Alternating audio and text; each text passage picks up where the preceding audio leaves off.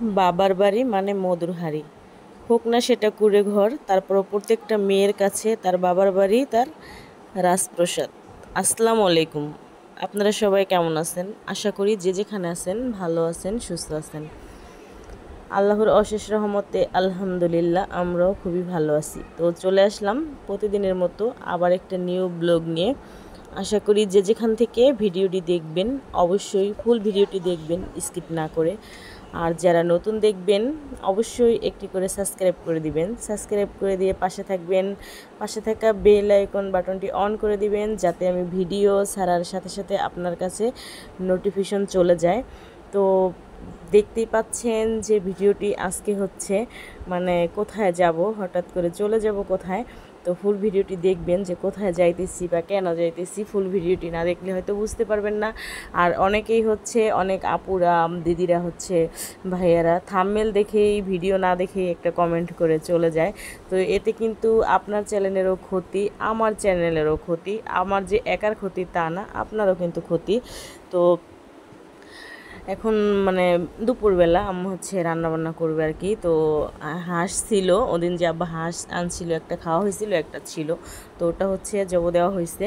তো দেখতেই পাচ্ছেন ভিডিওতে কথা বলতে বলতে কিন্তু মানে চলতেই আছে। তো হাঁসটা হচ্ছে জব দেওয়ার পরে হচ্ছে আমার এক ফুপু লাগে, সে হচ্ছে বাইসা দিয়ে গেছে। হাঁস বাঁচতে কিন্তু ভীষণ কষ্ট। তো আমি হচ্ছে সে বাইসা দেওয়ার পরে আমি হচ্ছে কাইটা দিতেছি হাঁসটা। আম্মু হচ্ছে রান্না বসাইছে, আর ভীষণ রোদ, এত পরিমাণ রোদ আর এত পরিমাণে গরম কি আর বলবো। ঘর থেকে হচ্ছে বের হওয়া যায় না, এতটা রোদ। আর বিশেষ করে হচ্ছে আমি রোদ ওরকমটা সহ্য করতে পারি না। আর আমাদের বাড়িতে হচ্ছে গাছ টাছ মানে ছোট, অতটা বড় হয়নি, এজন্য হচ্ছে আরও রোদ। ঘর থেকে বের হলেই হচ্ছে রৌদ্র, প্রচুর রোদ। তো এত গরমের মাঝে মানে আম্মু হচ্ছে শাওন বলছিল যে বিরিয়ানি খাবে, তো বলছে রাত্রে বিরিয়ানি পাক করে দেবো। এখন হচ্ছে হাঁস রান্না করবে আর ডাল আর করলা ভাজি। তো আম্মু হচ্ছে রান্না বসায় দিছে, আম্মুকে আর কি আমি কি কোটাকাটিতে হেল্প করে দিতেছি। আর হাঁসটা হচ্ছে মানে বাতি হাঁস আর কি, কাটতে খুব কষ্ট হইতেছে, মানে এত পরিমাণে শক্ত কি বলবো, আমি কাটতে পারতেছি না, মানে যুদ্ধ করতেছি হাঁসের সাথে। বটিতেও কিন্তু ধার আছে মোটামুটি, বাট হাঁসটাই হচ্ছে মানে বুড়া হাঁস মনে হয়, এতটা শক্ত। তো দেখতেই পাবেন এই যে ডিমগুলো, যে ডিম পাড়া হাঁস, এটা 2 দিন ডিমও পারছে। তো তো আমরা হচ্ছে ঢাকাতে চলে যাব, এই জন্য হচ্ছে এটা জব করে দেওয়া হয়েছে। তো বাবার বাড়ি মধুর হাঁড়ি অনেক দিনই হচ্ছে থাকলাম, প্রায় 14-15 দিন, হ্যাঁ 15 দিন অলরেডি হয়ে গেছে। তো শাওনের হচ্ছে স্কুল বন্ধ যাইতেছে, ম্যাডাম হচ্ছে 2-1 দিন পর পর ফোন দিয়া বলতেছে যে পড়ালেখা কি লাগবে না বাচ্চার, মানে একটা বলতেছে ম্যাডাম। তো আজকে হচ্ছে হঠাৎ করে ম্যাডাম ফোন দিয়ে বলতেছে কালকে এক্সাম। তো ভাবছিলাম যে সকালবেলা যাব, শাওনও আসতে চাইনি, সকালবেলা যাবে।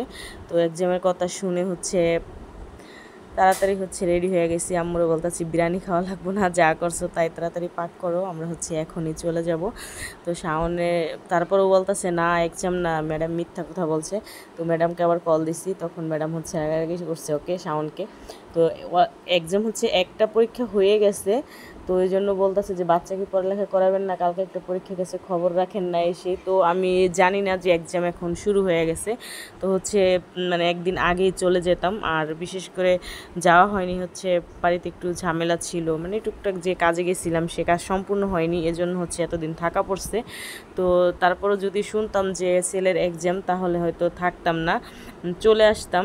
ম্যাডামও হচ্ছে ফোন দিয়ে মানে বলতেছে এক একটা, তো আমাদের ভালোর জন্য, বাচ্চার ভালোর জন্যই তো বলতেছে। তো আম্মুকে বলতেছে যে তাড়াতাড়ি করে রান্না করো, আমরা হচ্ছে খেয়ে চলে যাব, 3টা-4টা অলরেডি বেজে গেছে। তো হচ্ছে আম্মু হচ্ছে হাঁসের গোশটা মানে দেখতেই পাচ্ছেন কথা বলতে বলতে হাঁসের গোশ পাকানো হয়ে গেছে। তো আম্মু হচ্ছে তাড়াতাড়ি করে টেবিলে আর কি খাবার আমাদের জন্য নিয়ে আসছে, ভাত, করলা ভাজি আর হচ্ছে ডাল আর হাঁসের গোশ। তো শাওন খেতে বসেও বলতেছে যে আম্মু সকালে যাব, রাত্রে হয়েছে বিরিয়ানি খাবো। আর আমার চাচাতো ভাই জসিমও বলতেছে মামা সকালে যাইস, রাত্রে আমরা সবাই বিরিয়ানি পাকাবো, ছাদে বসে খাবো। তো বলতেছি যে আবার নেক্সট টাইম আসলে হচ্ছে ছাদে বসে সবাই খাওয়া দাওয়া হবে, যেহেতু এক্সাম থাকা যাবে না। তো শাওনের হচ্ছে ভীষণ মন খারাপ হয়ে গেছে, ও হচ্ছে বাড়িতে গেলে, আগে তো দেশেই ছিল বাড়িতে আমাদের, ওখানে পড়ালেখা করতো। ও হচ্ছে বাড়িতে গেলে ওখানে ওর খুব বন্ধু বান্ধব, ও আসতেই চায় না ঢাকাতে। আর পড়ালেখার প্রতি মানে ইদারিং ওর নেশাই কেমন যেন কমে গেছে। খেলাধুলায় হচ্ছে প্রচুর নেশা। তো এত গরম আর এত রোদ, বলছি যে আমরা কিছুই আনবো না, খালি এসে পড়বো। তো বাড়িতে যেহেতু গ্যান্ডারি আর শাওন তো একটু পরপরই খায়, তো আব্বা বলতেছে আমরা যখন আসছি আব্বা বাড়িতে ছিল না, বলে গেছে গ্যান্ডারি কিন্তু নিয়ে যায় চল্লিগা। তো আমি বলতেছি যে গ্যান্ডারি তো ঢাকাতে পাওয়া যায়, কী দরকার এই গাঠটি বস্তাটাই না। তারপর আমার ছেলে নিব, তো 4টা কাইটটা নিয়ে আসছে, চাচাতো ভাই হচ্ছে ওগুলো কাইটা ও আর কি ব্যাগে ভইরা দিতেছে। তো মাকে বলছি বেশি কিছু দিবা না, এই গরমের মধ্যে ব্যাগ ট্যাগ টানা যাবে না। তারপরও আম্মু হচ্ছে মা তো মাই মানে এক বক্সে ভাত, তার হাঁসের গোস আর হচ্ছে ভাত 2 বক্সে ভরে দিচ্ছে, যে যায় যাতে রান্না করা না লাগে। আর হচ্ছে ওবার আমি বাড়িতে আসছিলাম, চুল স্টিচ করার মেশিনটা নিয়ে আসছিলাম, রেখে গেছি, ওটা দিছে। আর গাছের কটা চাল কুমড়া শাক নিয়েছি, তারপর 2-3টা দিয়েছে পেঁপে, 2-3 মানে কলা কাটছে, ওইখান থেকে কলা দিয়ে দিছে 2-3 ফানা। তারপর টুকটাক কিন্তু 2 ব্যাগ হয়ে গেছে অলরেডি। তো চলে মানে রেডি হয়ে গেছি, বের হয়ে যাব। ওই যে আমার ছেলে আর আমার কাকি মানে কোলাকুলি করতেছে, হাসাহাসি করতেছে, শাওন বলতেছে নানি চলে যেতেছি। তো দেখতেই পাচ্ছেন এখন কিন্তু প্রায় সন্ধ্যা হয়ে গেছে গা। তো সকালে যেহেতু যাওয়ার কথা ছিল, তো শাওনের এক্সামের জন্য হচ্ছে এখনই চলে যেতে হলো, যে হয় সকালে যাই আবার স্কুলে কখন যাবে, লেট হয়ে যাবে। আমাদের বাড়ি থেকে যেতে বেশি সময় লাগে না, তারপরে হচ্ছে চলে আসছি, গাড়িটার পথে বলা তো যায় না। আর এখন অবস্থা হচ্ছে সব দিকেরই মোটামুটি খারাপ, তো এরকম ভালো না। তো বাড়িতে মানে যতদিন থাকি ভালোই লাগে, আসার সময় আমি কেন সব মেয়েদেরই বাবার বাড়ি থেকে চলে আসার সময় টুকটাক একটু না একটু খারাপ লাগে। আর বিশেষ করে আমার মানে এতটা খারাপ কি, আমি বাড়িতে যে এমনিও বেশি একটা থাকি না, আমার মানে অতটা খারাপ আমার লাগেও না, আবার লাগেও। যেহেতু মেয়ে মানুষ মানে বাবার বাড়ির প্রতি একটু টান আছে, এটা আমি না, সব মেয়েদের ক্ষেত্রেই।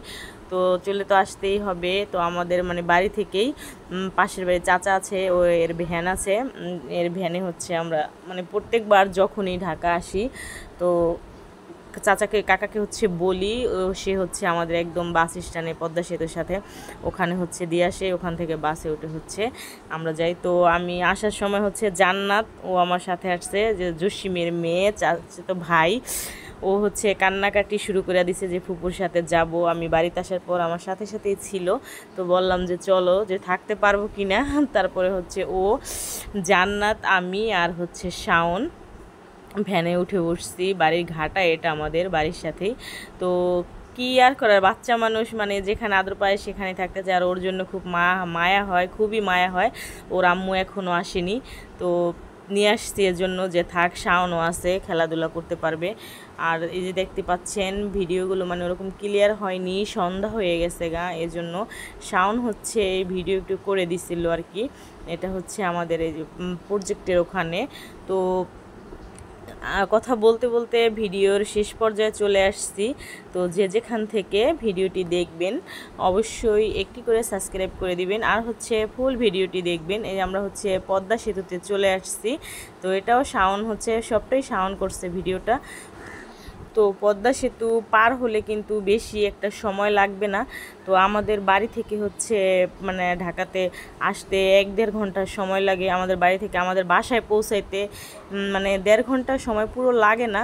তো যেহেতু রাত হয়ে গেছে ওরকমভাবে মানে এখন রাতই হয়ে গেছে প্রায়, ওরকমভাবে হচ্ছে ভিডিও করা হয়নি। তো আল্লাহ হাফেজ।